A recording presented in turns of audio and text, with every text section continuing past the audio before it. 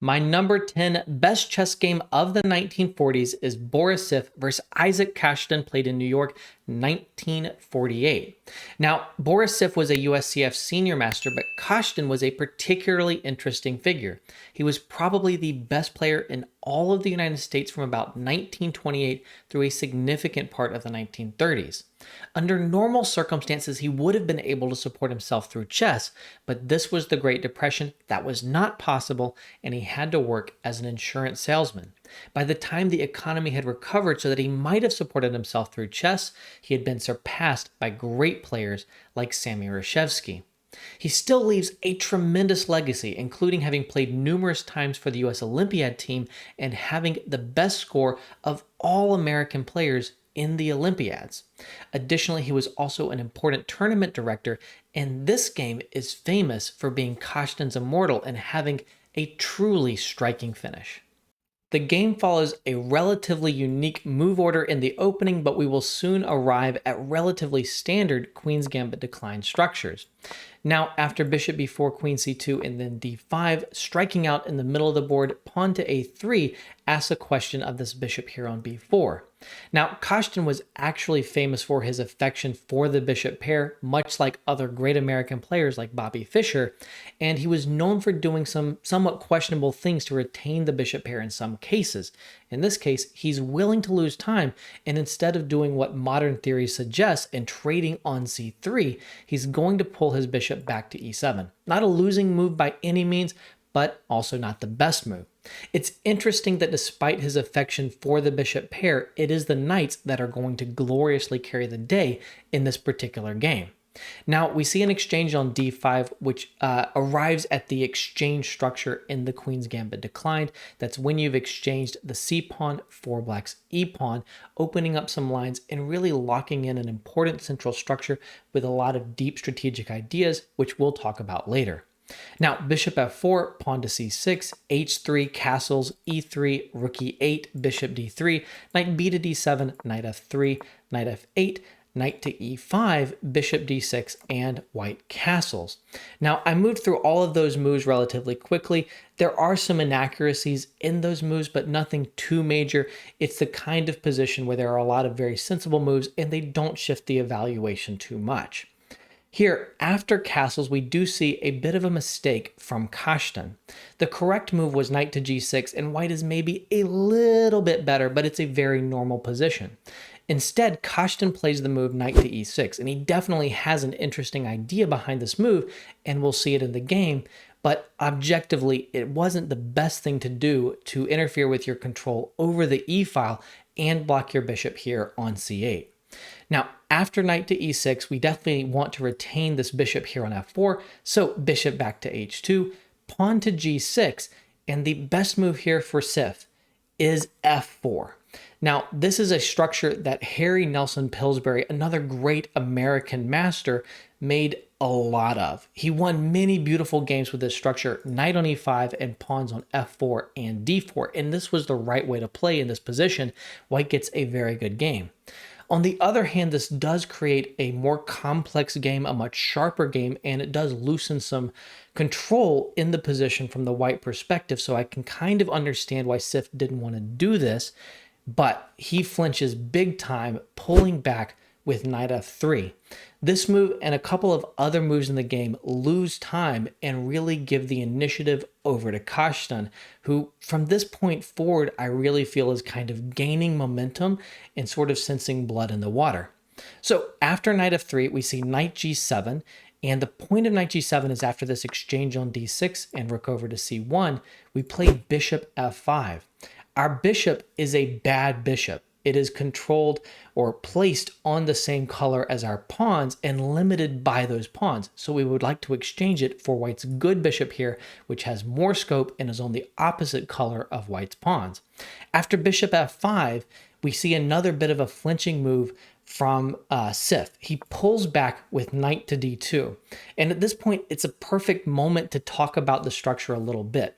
We have this exchange structure, as I mentioned earlier, in the Queen's Gambit declined, and we are locking our pawns here into this pawn chain that points at the king side for black.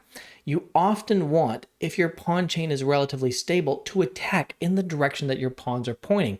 So black is trying to create some initiative and counterplay pointing to the king side, and playing a move like knight d2, which doesn't achieve anything and steps away from the king side, is definitely the wrong kind of thinking for white.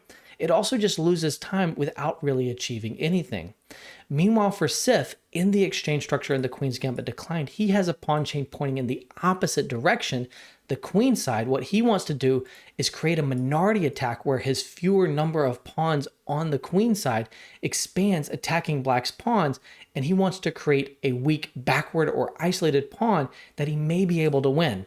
For example, Yasser Seirawan won a famous game against Mikhail Tal with exactly this kind of very simple plan: create a weakness, attack the weakness, win the endgame. Now, in this particular game, Siff is never going to achieve counterplay because he's just not playing with enough sense of urgency, and Kashdan is. So after knight d2, we get rook e7, and now b4, expanding on the queen side, rook over to e8, rook a to b1, and at this point, all of Kashdan's pieces are really mobilized, at least in the vicinity of the king side, and it's very hard to really improve any of these pieces.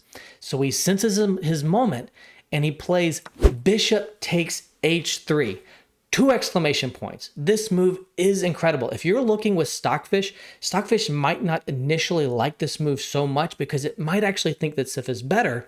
But if you really look deeply with Stockfish, I think that always black has at least a draw. And black is not better in the initial position. So if you're playing a sacrifice that puts a ton of problems on the table for your opponent, and in all cases you have at least a draw, this is a very, very strong sacrifice. Now, after bishop takes h3, you're only getting one pawn for that bishop, but then you have another big, huge move coming. Rook takes e3. You sacrificed a bishop for one pawn, and now you're sacrificing a rook for a second pawn. But the rook sacrifice cannot be accepted. If the rook is captured, the queen immediately gets in to attack the white king, queen g3 check, and after king over to f1, there's rook takes e3, threatening this bishop right here, and also threatening things like queen takes h3 and other very dangerous moves. My favorite continuation here, and there is no defense for Siff at this point, would be bishop e2, knight to e6, bringing in the knight, and now you try to kick the rook out. So you play knight d1, and you just ignore that as black. Knight f4, and after knight takes e3, you just ignore the fact that you've lost a rook, and you play knight takes h3. You're down a bishop, and you're down 2 rooks, but you're threatening 2 different checkmates, queen f2 and queen g1 checkmate, and there's just no defense for white. So, a beautiful possible finale, but Siff does anticipate that, and after rook takes e3, he says, okay, I can't take that rook, and he plays the best move, bishop back to f1. Now, at this point, Kashdan only has 2 pawns for a sacrificed bishop, and it's not clear how to make progress, especially because you've still got a rook hanging on e3. But he continues aggressively, the right decision, knight to f5, bringing up the knight. And at this point, Siff says, I've got to take the rook. There's just no other way for me to continue to try to defend, which is right. Pawn takes e3. The queen jumps into g3 with check. And now you only have 2 moves, but it's actually an important decision, king h1 or bishop g2. Probably king h1 was the stronger defense. It seems a little unintuitive because you want to pull up the bishop and try to provide cover. But actually, Kashdan is going to attack on the dark squares in this game, so it makes a lot of sense to take the opportunity here to put the king on a light square.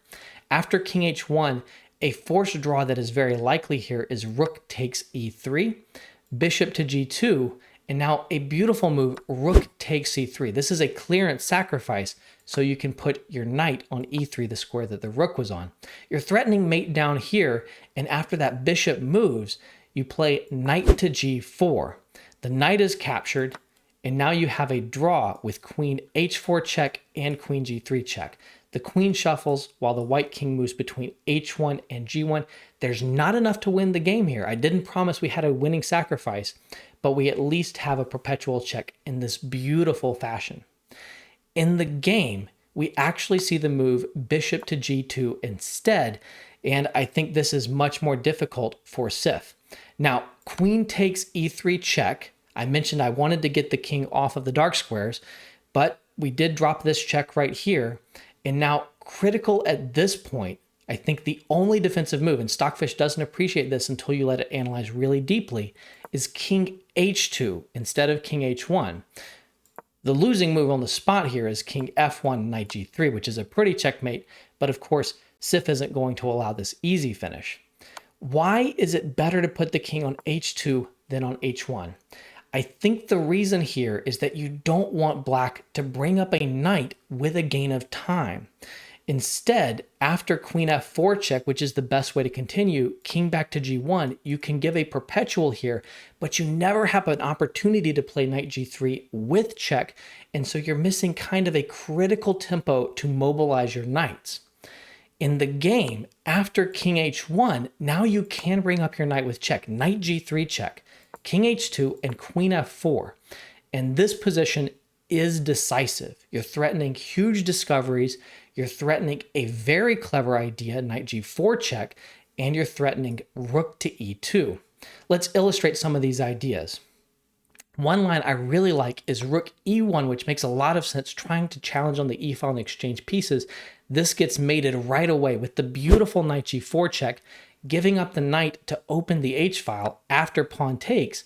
There's knight e2 check. The knight is controlling the squares on the g-file, and then the king moves, and you give a check from the queen on the now open h-file, and it is a perfect checkmate right here. So the other idea comes up in the game, and that is after knight f3, bringing the knight over and trying to use your queen to defend on the second rank. And now rook to e2. Very, very beautiful. Another 2 exclamation mark move, sacrificing the rook to the knight right here. You're gaining a ton of control over the second rank, and that matters if, for example, white tries to not take the rook. Queen d3 can be met by knight g to e4 check, and then you can sacrifice the rook on g2. After king takes g2, queen g3 check, it's mate in 1 after both king f1, queen to f2 checkmate, and after king back to h1 and a different piece into f2 with checkmate. So beautiful stuff. After rook e2, we do get knight takes e2. Knight takes e2 check, king back to h1 forced, and now knight to h5. Knight to e4 is equally good. The key is just to point at the g3 square. Of course, queen takes e2 now just walks into a royal fork, and this royal fork doesn't just pick up the queen. You've sacrificed so much material that that's not quite enough. Unfortunately, it also picks up the rook here on c1, and that knight is now defended by the queen, so you have extra material and a continuing attack, and that is just going to be enough to finish the game. So after knight h5, we see queen to d2 offering a queen trade right here, and this is a perfect moment to pause your video and try to figure out exactly how Kashdan finished the game. Well, Kashdan plays knight to g3 check, king up to h2, knight to f1 double check, king back to h1, and if you give either knight check on g3, there will always be an escape square for the white king. But queen h2, a beautiful and unique version of the smothered checkmate, reset the counter after knight takes h2. There is knight f to g3, checkmate. White is up a queen and 2 rooks in this position. Kashdan sacrificed his bishop on h3. He sacrificed his rook on e3. He sacrificed his other rook on e2. And finally, he sacrificed his queen on h2 in this immortal game. A truly incredible finish. For more of my favorite games from the 1940s, simply click on the playlist that is popping up on your screen as I speak.